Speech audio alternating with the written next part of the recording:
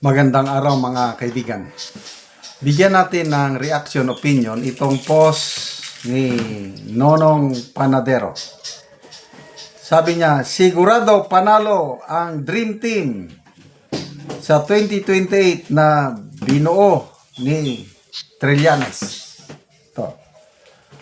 Unity Team 2028 binubuo na ni Trillanes. Sabi niya, ang tinutulak ko ay magsanib puwersa yung mga kakamping, yung mga middle forces at yung Marcos admin para mas malakas ang puwersa para matalo yung mga Duterte sa 2028. So, ano ito?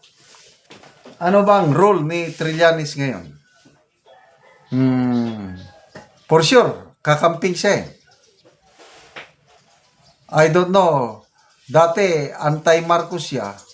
Binabatikos niya ang mga Marcos. Ngayon, lumalabas. Gusto niya nang makipag-unity sa mga Marcos. Kaya, ang tawag na sa kanila is Unipink.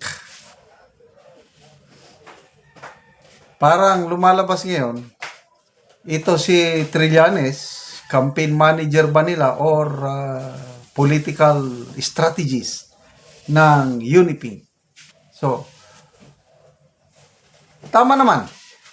Agree ako sa kanyang pananaw na dapat magsanib puwersa lahat ng anti-Duterte forces para mas malakas, mas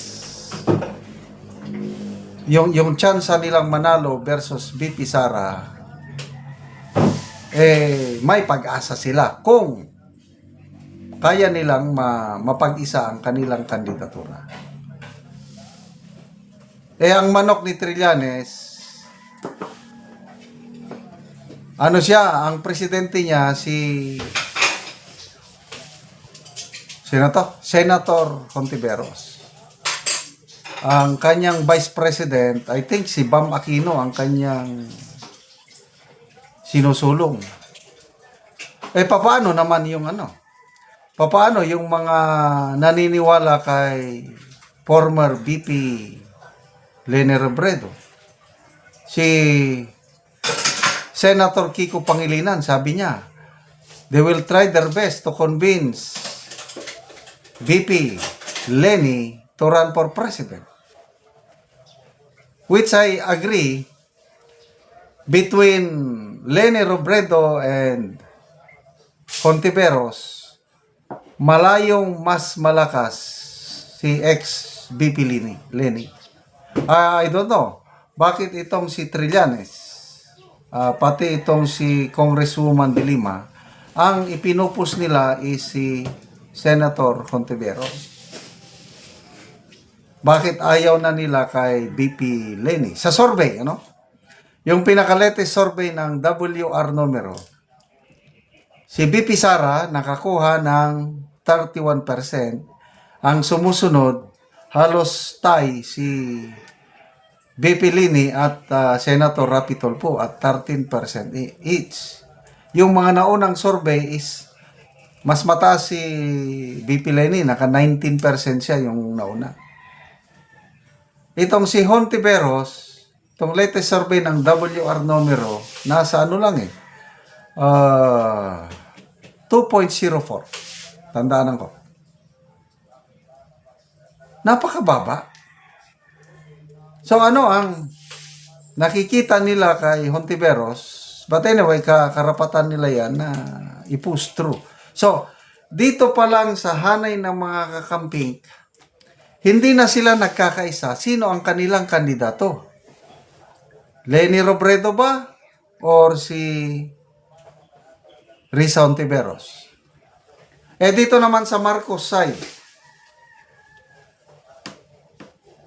mayroon din silang kandidato. Dati-dati si former Speaker Martin Romualdez, ngayon out of the picture na. Parang sirang-sira na.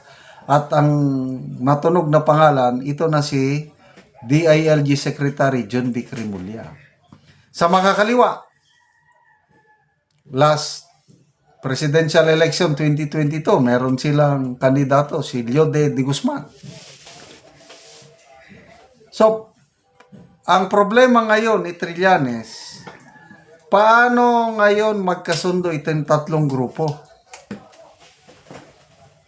Ay magkakaaway din yan eh. Ngayon, lumalabas na parang nagtutulungan kasi common enemy nila ang mga Duterte. Kailang, pag mawalang mga Duterte at sila-sila lang ay magpapatayan din sila. Magkakagatan, mag-atakihan dahil magkakalaban yan. Temporary alliance lang nila ito.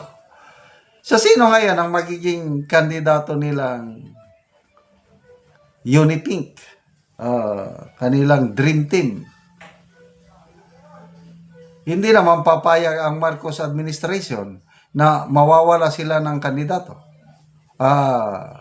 Dahil sila ang nakaupong administration, dapat sa kanilang presidente. Sabihin nating Remulla, sino ang kanyang running mate? Hontiveros. Papayag ba ang Unipink na vice president lang sila? Kaya,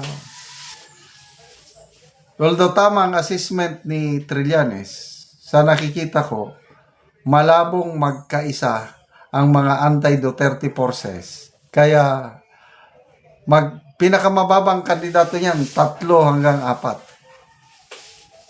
At madadagdagan pa, baka abot ng mga 5 hanggang 6.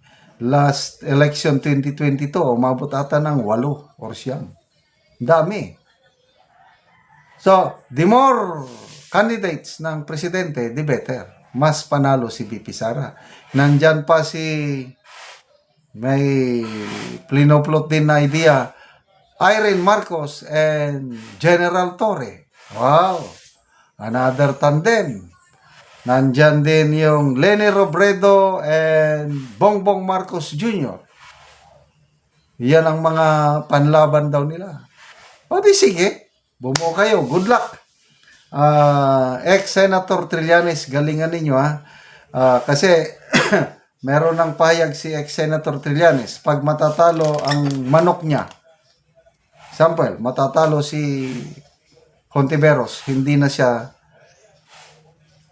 pag matatalo sa 2028 si Hontiveros or sino mang kandidato nila, hindi na daw siya titira sa Pilipinas. Mangingibang bansa na daw siya. Good luck po, Senator Trillanes. Salamat mga kaibigan sa inyong pagsubaybay sa ating channel. Nakakatulong kayo ng malaki sa tribong Talandig ng Bukidnon dahil ang sweldo natin sa channel na ito is pantulong po sa tribo. Namimigay tayo ng libreng yero at pako para makapagpatayo sila ng mas maayos na tirahan. Panoorin nyo ang video na ito. Natagaan og yero. Kay sukad-sukad diba na ipakatabang sa ako akan nakapasalamat kami dako naunta ikaw ta sa andro og kinabuhi. Amot namo sa imong mga maayon. So, mao na ni ang itsura sa balay ni nanay, mao na ni ang kadagkuon sa buslot. So mga dagko na gid kaayo. Makita gid nato nga mga dagko na gid ang buslot. Naman ito na mga diya. So mga karaan na gid kaayo nga yero. So mga dagko na gid og buslot. So karon na nay pila na ni katuig gani ang imong balay? 25 na. Sobra kapin. 35 katuig na katuig igang imong balay. So dugay-dugay na gyud. Na. So mao day nga ani nang itsura nga dako na gid kaayo og mga buslot. So karon na nay makaatop na gyud ka kay tabangan naman ka sa among mga kauban nga lalaki kay wa naman kay kakaya. O sige nanay Hinapunta nga kining nagdumala ani og kining kuan diri nagtabang nga tasaan sila kinabuhi kay. Ano ako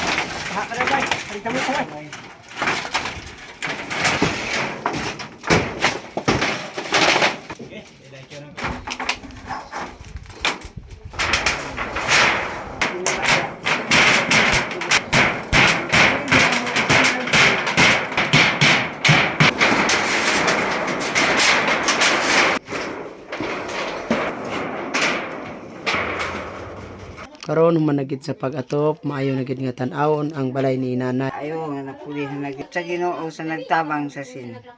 Oo nga nakaatop na ka nanay. Tup na gayud na patsada na gayud busa. Nang hinaot kami nga maayo tagaan kamo. Maayong mga panglawas. Salamat kay nanay.